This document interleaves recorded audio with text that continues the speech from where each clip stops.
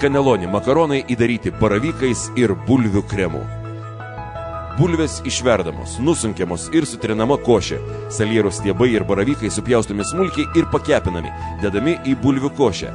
Pilama grietinėlė, dedami krapai. Taip ruošiamas kreminis įdaras. Makaronai verdami trumpai sūriame vandenyje, po to supjaustomi į 2 arba 3 dalis, statomi į skardelę. Konditerinio maišelio pagalba į makaronus švirkščiame įdarą, barstame parmezano sūrę. Skardelę uždengiame, kepame orkaitėje 3-5 minutes.